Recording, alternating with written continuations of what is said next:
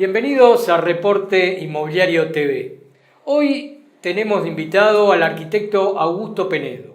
Augusto es flamante presidente del Consejo Profesional de Arquitectura y Urbanismo de Buenos Aires y es titular de uno de los estudios también más prestigiosos, se puede decir, de la Argentina y con una amplia trayectoria, que es el estudio Urgel Penedo Urgel.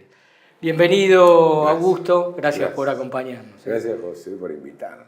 Bueno, ahora, uniendo las cuestiones tuyas, ¿no? Como arquitecto y ahora como presidente de una institución del CEPAU. Recientemente se conocieron datos acerca de una encuesta que hace el Consejo Profesional habitualmente, que es de expectativas de los arquitectos con respecto al nivel de actividad de la profesión. Sí.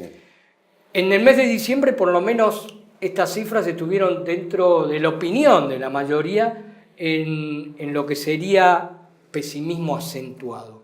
Vos, como arquitecto, vos personalmente, ¿coincidís con ese resultado o lo ves de otra manera? ¿Cuál es tu percepción? Yo tengo dos facetas ahora. Tengo una que soy presidente del Consejo y asumo los dichos por la institución. Institucionalmente, evidentemente, y el resultado. El resultado. Ahora, si yo también tomo los datos, los miro y paso a opinar como ciudadano, como arquitecto que trabaja en la ciudad de Buenos Aires, y siempre hago hincapié en esto porque siempre me voy a referir a la ciudad de Buenos Aires porque es el ámbito donde en el cual nosotros nos desempeñamos y yo como profesional y institucionalmente. O sea, el CEPAU atiende a lo que es la jurisdicción de la ciudad de Buenos Aires.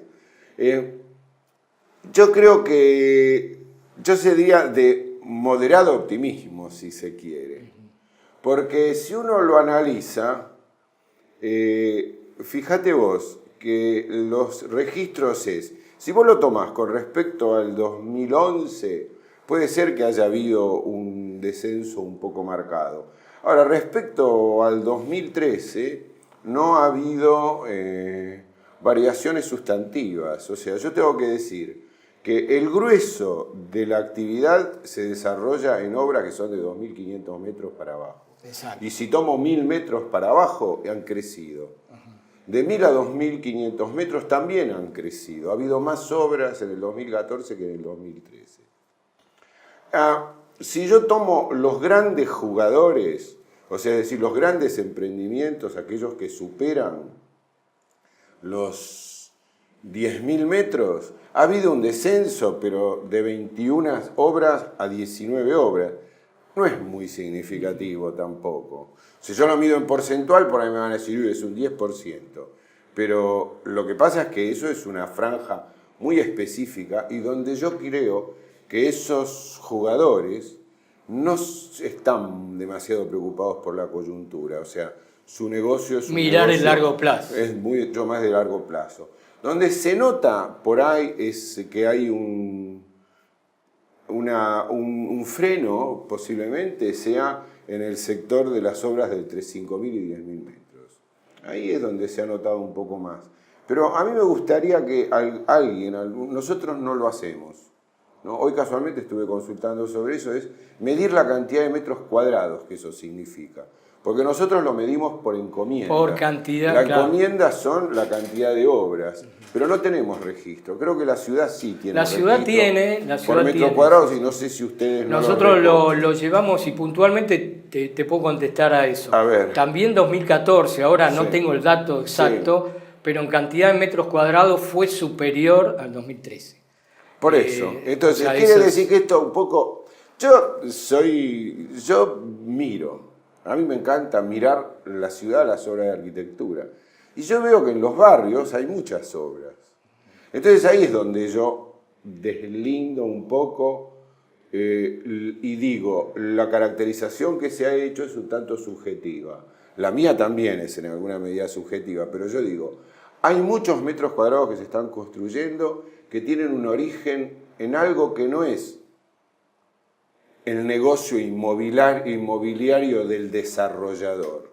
Es el producto de la conjunción de muchos profesionales, en general arquitectos, que convocan para hacer desarrollos que son consorcios, ese tipo de obras, que son el resultado de juntar el dinero de ahorradores.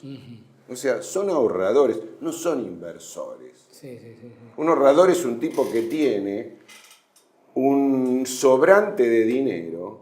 Si fuera un empresario diría un excedente financiero, pero nosotros, un tipo de clase media, no lo mide como excedente financiero. Le sobran unos pesos todos los meses. Para ahorrar, ¿qué opción tiene? ¿Qué opciones tiene? ¿Qué opciones tienen incluso otros? Incluso hasta los grandes jugadores. Hoy hay grupos inmobiliarios enormes, ¿no? Como podría decir Inditex, qué sé yo, que es Zara, que tiene, creo que en este momento, la inmobiliaria más grande del mundo, porque ese sí tiene excedente financiero, y invierte en super prime, qué sé yo, compra en la avenida Madison, en Londres, en la Gran Vía de Madrid. Quiere decir que en realidad, curiosamente, el ahorro o la inversión en construcción siempre es un refugio para momentos inciertos.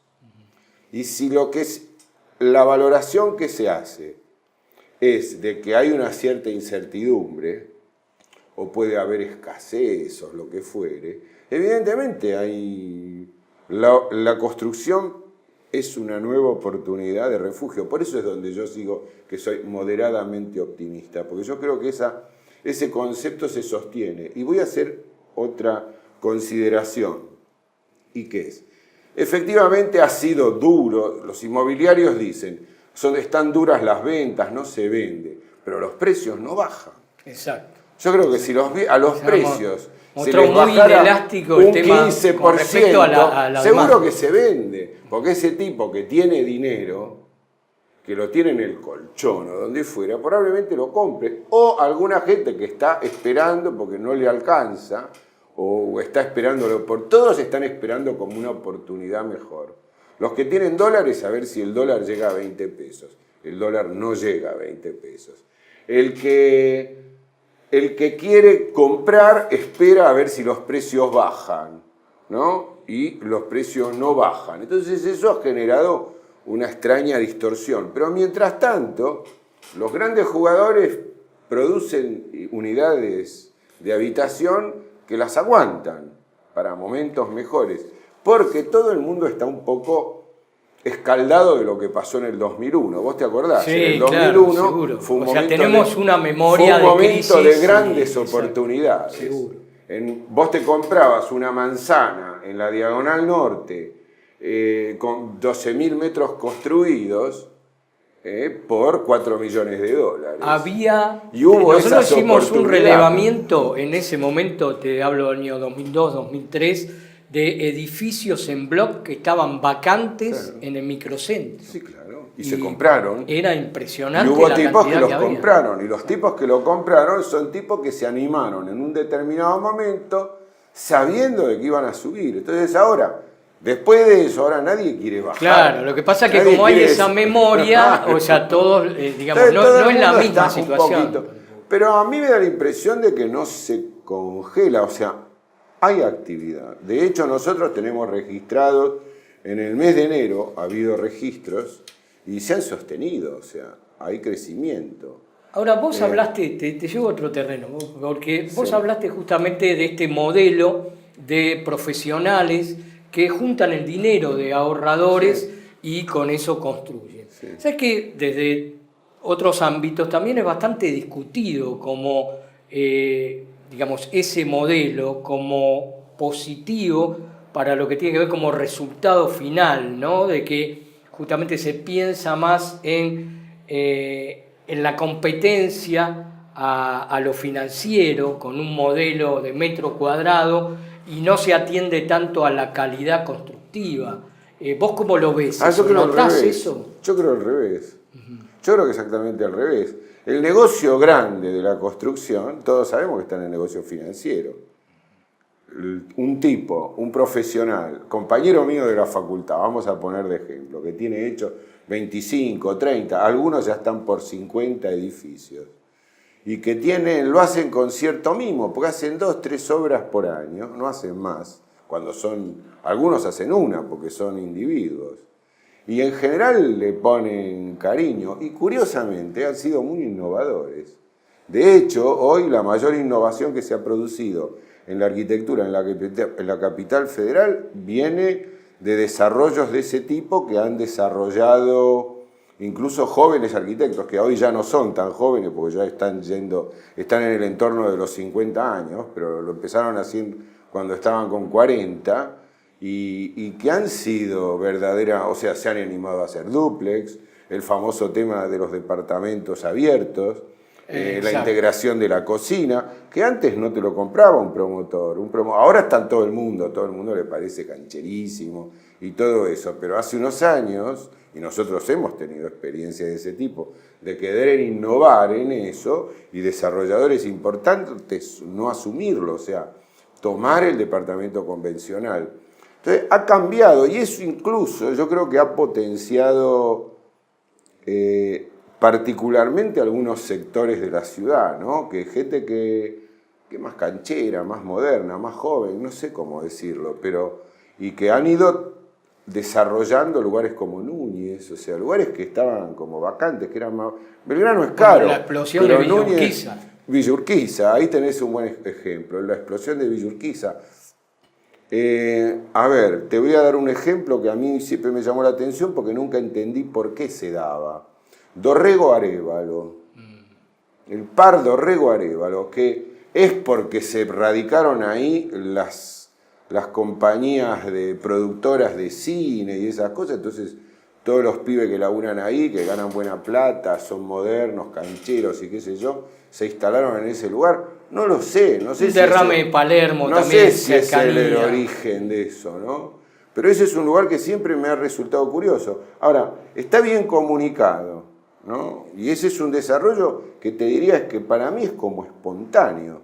Alguien empezó, le fue bien, después siguió otro. Y ahí hay incluso, yo creo que se han hecho buenos negocios inmobiliarios y hay muy buenos ejemplos de arquitectura también. Y hay buenas unidades. Y todos conforman como una idea moderna, que ahora se va a potenciar más con un lugar que yo llamo como semi-planificado, porque yo creo que ha tenido tantas idas y vueltas y ha sido bastante complejo, pero que creo que es un área con potencialidad importante, que es todo este desarrollo que se está haciendo. Empieza con el CONICET, después viene el shopping, va a venir el parque. Te estoy hablando de Juan B. Justo y Godoy Cruz. Hubo un concurso completamente. Claro, el concurso, cuando se haga el parque, todo eso. Yo estoy seguro que ahí hay muchos tipos que ya compraron terreno. Y yo estoy seguro que eso es un lugar que en 5 años es totalmente diferente. Y que va a tender a juntarse con el otro que te estoy diciendo, Arévalo Dorrego. Quiere decir que entre Juan B. Justo y Arévalo es un lugar donde yo creo que es interesante para ponerle fichas. Y como vos decías, fue como espontáneo, ¿no? Porque no es que obedeció a una actitud planificada de nadie. Bueno, estaban porque ahí había galpones, había talleres. Estaban los terrenos vacantes del ferrocarril, más los galpones. Y hubo algunos tipos que lo vieron y pusieron unas primeras fichitas iniciales. Y todo el mundo estaba esperando de que un día se hiciera, pero había mucho escepticismo también. Y yo creo que ahora la presencia de este shopping que fue tan discutido, pero qué fenómeno, es fenómeno, y para una ciudad como Buenos Aires, que tiene un clima, estos días no son los mejores porque hace mucho calor, pero la verdad que es un clima en general benigno. Sí, no es que necesita como en Canadá o estar cerrado. ¿sabes? Lugares así, que eso, este tipo de centros comerciales al aire libre, va a funcionar fenómeno y va a funcionar de noche seguramente. Y eso va a derramar en el otro. Y después hay otro lugar interesante que vos lo mencionabas recién, que tiene que ver con la explosión de Villa Urquiza, y ese sí es planificado, que es lo que es... ¿cómo se llama? Holmer Donado, que es una iniciativa de la ciudad y que es moderno, ¿Y cómo ves, y hablando de eso, perdón, de iniciativa de la ciudad, cómo ves el distrito tecnológico de Parque Patricios? Porque, digamos, es al sur, Bueno, es una apuesta yo distinta. fui hace poquito, porque nosotros hicimos, el estudio hizo unas obras, hace unos años hizo una obra, que era una obra industrial, que era por ahí cerquita. Y yo tenía la visión de cuando hicimos esa obra, y además porque iba desde mi casa, me iba derecho, qué sé yo, por Jujuy, después agarraba Caseros y pasaba por ahí adelante de todo lo que es Parque Patricios y todo eso y miraba, iba viendo. Y la verdad que era un lugar bastante sórdido. El año pasado me dio la curiosidad de ir a ver, ¿no? Con otros ojos. No, a ver qué había pasado, cómo estaba repercutiendo. Y sí, y efectivamente ha cambiado. O sea, y ahora, si además el gobierno de la ciudad se va a ese edificio extraordinario, magnífico, que están haciendo, que es la obra de Foster, por ahora lo que ha hecho es producir desarrollo de lugares de actividad, de trabajo. Pero seguramente que a poco irá consiguiendo que se radique gente. Y yo creo que el futuro de Buenos Aires y las políticas que se debían desarrollar es el desarrollo de esos lugares porque Buenos Aires tiene capacidad de absorber mucha más gente, hay que densificar la Buenos Aires para aprovechar esas infraestructuras. Ese parque, hay subterráneo, el subterráneo ese hay medios de transporte colectivos. Para el centro, ya, entonces, un tipo que trabaja, o sea, nosotros decimos, todos los días dicen, hay 2 millones de viajes que se producen del conurbano para trabajar en Buenos Aires. Bueno, tratemos de ir rapiñándole, qué sé yo, de a 100.000, 150.000 por año que se vayan radicando en la ciudad de Buenos Aires y que se desarrollen políticas y que haya trabajo. Eso es para el futuro. La coyuntura inmediata creo que va a seguir parecida a lo que hablábamos al principio. Los ahorradores seguirán ahorrando felizmente en ladrillos, los grandes inversores también, y esperemos que eso signifique trabajo para nosotros los arquitectos. Ahora, vos hablaste justamente de densidad, ¿no? Y bueno, si uno quiere tener ciudades sustentables y demás, sabe que tiene que haber una armonía, pero tiene que, digamos, en definitiva, la ciudad es densidad, ¿no? Sí. Entonces, pero sin embargo hay muchos vecinos o asociaciones de vecinos y ahí también hay un conflicto importante en los últimos tiempos entre algunas asociaciones de vecinos que se niegan tal vez o se oponen a construcciones en altura y a densificar determinadas áreas de la ciudad. ¿Cómo se tiene que manejar esto? En algunos casos tienen razón, es como todo. Todo depende del caso que se analice y desde el lugar de que se mire. Porque en algunos casos tienen razón, pero en otros casos no tienen razón. O sea, es más, hasta hay posiciones que yo las calificaría como un poco reaccionarias. O sea, si hay un lugar donde vos tenés semáforo, iluminación, cloacas, servicios, calles asfaltadas, y en realidad tenés 7, 10 casas por cada lado cara de la manzana, eso es un despilfarro. Es un despilfarro. Claro. Pero no es un despilfarro desde el punto de vista económico solamente, es un despilfarro desde el punto de vista social. Es injusto. Cuando en realidad, yo no te digo que ahí le metas torres, pero hace una densidad razonable. O sea, hace 3 plantas. Qué bonito, entra el sol, podés hacer ahí proyectos. Donado es un buen ejemplo. Donado es un buen ejemplo de cómo se puede densificar. Igual seguramente va a tener discusión, no va a faltar el que diga el espacio verde que se ha habilitado no es suficiente. Y por supuesto que se tiene derecho. Y no hay que esquivar la discusión de estos temas. O sea, hay que discutir Donado y compararlo con otras cosas que son infinitamente peores, ¿no? Y en algunos casos también va a haber que defender las torres, porque hay situaciones de espacios que las torres pueden llegar a resultar positivas. Yo coincido muchas veces en que las torres pueden ser un impacto muy fuerte, pero habrá que analizar en las situaciones en las que se da. Yo digo, Buenos Aires está infrautilizada. Buenos Aires podría absorber muchos más habitantes que los que tiene. Bueno, eso haría que Buenos Aires fuera una ciudad... Buenos Aires es una ciudad democrática, porque en definitiva está abierta a todo el mundo, pero todavía sería como más, o como sería como más justa, si se quiere, porque permitiría que mucha gente que hoy tiene que viajar para venir a trabajar a Buenos Aires, hay algunos que viajan por convicción, porque les gusta vivir afuera y selección. Esos tienen derecho, esos que sigan haciendo eso. Pero hay muchos que lo hacen porque no les queda otra. Claro, que tienen que transportar 2 horas o 3 horas. Tienen que viajar 2 horas porque el trabajo está día. acá. Lo lógico es que pudiera vivir cerca. Para esos, que su trabajo esté cerca de donde vive. Entonces, y que lo pueda elegir eso. Y esas son opciones que tiene que dar la ciudad. Tratar de tender a la densidad y mixtura, ¿no? Sí, y yo creo que es posible que eso se pueda hacer con criterios de sustentabilidad, de respeto ecológico, y vuelvo a poner, hay ejemplos, Donado es un buen ejemplo que está construido, sobre el cual se puede debatir, ¿no? Se puede discutir lo que se ha producido, incluso, yo te digo, es un ejemplo que a mí me sorprendió, yo no lo sabía, me enteré hace poco, por una exposición que se hizo en el CEPAU, y que tiene unos edificios incluidos, desarrollados por la propia ciudad, donde están unos habitantes, o sea, hay una política de integración.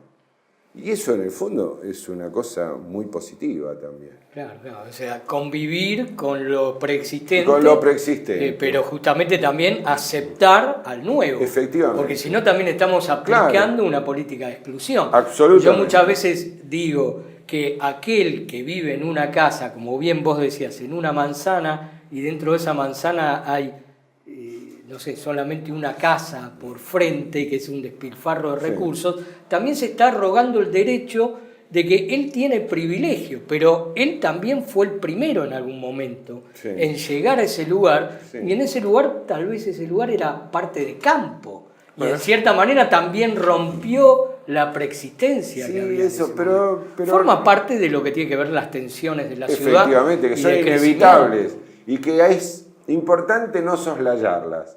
Yo creo que no nos equivocamos si tratamos de evitar el contrastar, el debatir sobre esas diferencias. Yo creo que lo peor puede pasar justamente es adoptar actitudes rígidas, o posiciones rígidas de antemano, no ser sin ver, dogmáticos. exacto, o antitorre o la torre siempre es lo mejor, ¿no? O sea, sabemos como arquitecto que justamente la solución hay que buscarla, no siempre hay que aplicar la misma solución, sino es una fórmula. Efectivamente. Exacto. Así que, bueno, y ahora, concretamente, así, ¿vos ves mejor a Buenos Aires que hace 15 años atrás o no?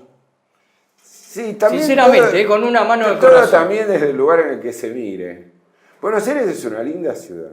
Es una hermosa ciudad. Buenos Aires sigue siendo Buenos Aires tiene una matriz inicial de ciudad que es buena. Que es buena, qué sé yo. Es linda, por lo menos. Por algo es una ciudad que resulta tan atractiva para el turismo. Es curioso eso. Hace años yo me acuerdo que se hablaba del turismo, ¿no? Hace 15 años. Y yo me acuerdo que nosotros decíamos que, bueno, el turismo ha venido, porque nosotros hacíamos hoteles y había mucho trabajo de hoteles, el turismo ha venido para quedarse. 15 años después podemos confirmar que estaba bien. Esa presunción era correcta. El turismo está para quedarse y hay mucha gente que viene a pasear a Buenos Aires. Quiere decir que Buenos Aires es una ciudad que tiene atractivos. Está equipada, tiene espacios lindos, tiene buenas construcciones agradables, tiene espacios espléndidos, como es el Puerto Madero, qué sé yo, los parques, los museos. Que es en definitiva por donde andan los turistas, ¿no? Y donde también paseamos los porteños, porque los porteños también usamos todo eso para pasear. Buenos Aires, yo te podría decir, tiene una buena red de transportes, ha mejorado, tiene algunos servicios que ahí se ve que están mejorando, y Buenos Aires es una ciudad sucia, eso habría que modificarlo, ¿no? Pero yo le doy valor y le tengo como... Y creo que en realidad hay una cosa que debe ser, en definitiva, debería ser casi como una campaña, ¿no? Una campaña cultural, y que es incluir la idea de urbanidad. O sea, urbanizar viene conjuntamente con urbanidad. Me encanta esa palabra. Y la urbanidad, que en definitiva es lo que te hace usar en forma correcta, adecuada, inteligente, y equilibrada y respetuosa la ciudad, es cultura. Creo que lo que vos nombraste, la palabra urbanidad, yo lo suelo decir constantemente, y justamente tiene que ver con el hecho de respetar al otro, el de saber que viene otro también que tiene el mismo derecho a un uso adecuado, y no, digamos, apropiarse para mí solo, ese concepto de los espacios públicos, ¿no? Me parece por ahí, en ese sentido, que sí tendría que trabajarse mucho en el concepto de urbanidad y de espacio público, el concepto de qué es el espacio público. El respeto al otro en el espacio público, hay que cuidarlo para todos. Exacto. Bueno, ahora para terminar te pediría, decirme 2 desafíos que te quedarían pendientes. Uno, ¿cuál te gustaría, digamos, salir con ese desafío cumplido del CEPAU? Y el otro, ¿qué desafío tenés pendiente como arquitecto? Es difícil esa pregunta. Es la más difícil de todas. Porque, no sé, del CEPAU me parece que lo que a mí me sería bueno, sería tratar de consolidar 2 cosas. O sea, que el CEPAU sea un referente aún mayor para el conjunto de los arquitectos. O sea, el CEPAU está como estabilizado en una cantidad de matriculados. Sería bueno que haya muchos más, que descubran que en realidad el CEPAU es una institución que está de alguna manera para protegernos, para ayudarnos, para colaborar. Con los profesionales, ofrece servicios, ofrece un montón de servicios que yo creo que muchos de los matriculados sí, tal vez no. Claro, porque claro, hay una cosa curiosa. El matriculado, mucha gente piensa que son solamente aquellos que hacen proyecto y dirección. No es así. Hay mucha otra gente que también está matriculada y que son funcionarios de empresas. Trabajan en relación de dependencia, exacto. Trabajan en el Estado. Y esos sí son los que han descubierto las ventajas que le puede dar, que son cursos de formación, ese tipo de actualización, a veces en algunos casos hasta entretenimiento y cultura. Hay un ciclo de cine. Y todo eso tiene mucha participación. Y curiosamente, de todos esos servicios que muchas veces se desconocen, sin embargo, el 60% de los matriculados los utilizan, ¿no? Sería bueno que lo usaran el 100%. Y que ese 100% fuera más grande además, y que se incorporaran, yo te digo, tipos como los docentes. Hay muchos docentes que como ejerce la docencia no trabaja, muchos investigadores, ¿no? Estudiosos, qué sé yo, que son arquitectos y que no están matriculados porque piensan que como no ejercitan la profesión de arquitecto, esa idea convencional que hay del arquitecto, que es el que construye, el que hace proyectos y dirección de obra, que no es la mayoría de los que están matriculados en el Consejo. Por ejemplo, yo voy a dar un ejemplo muy concreto. Hay un porcentaje muy grande de gente, colegas que trabajan haciendo locales. Esos sí están sufriendo la crisis. Sí. Esos sí que están sufriendo la crisis. Son muchos, y ellos están sufriendo la crisis porque ahí sí que hay... Ese es un lugar donde ha habido un agujero importante. Hay una vacancia importante. Hay una vacancia del 20% de los locales comerciales en la ciudad de Buenos Aires. Y eso reditúa en la baja, en el trabajo de esos compañeros, ¿no? O sea, de colegas. Yo creo que ese es el lugar más notable, probablemente. Donde se ve afectado la actividad donde concreta. se ve afectada la actividad nuestra de arquitecto. Y después hay otra cosa que sería interesante, que sería el poder configurar a algo que vendría a ser algo así como un centro de formación, que ya existe suelto. O sea, nosotros hacemos cursos de de complementación, digamos, de lo que es la formación de la facultad.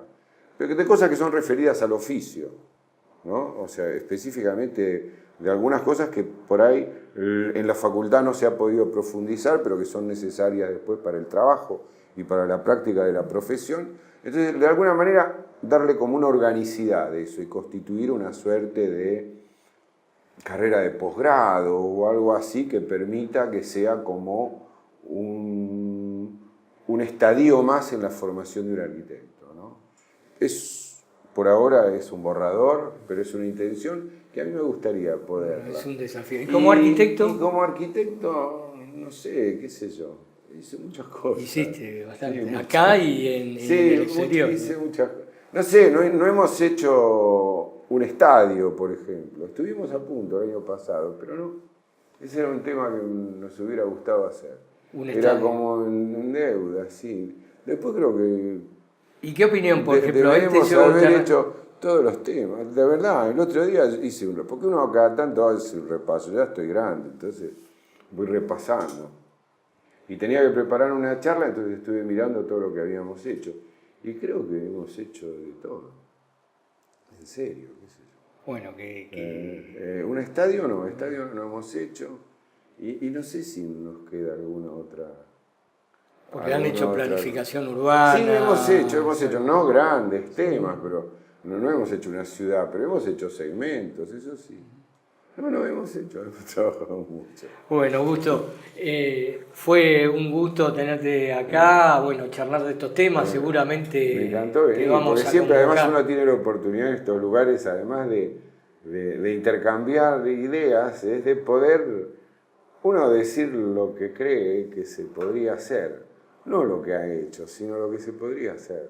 Y no porque lo pueda hacer yo, sino que pueda ocurrir, porque creo que sería bueno para todos. Bueno, ¿no? Muchas gracias.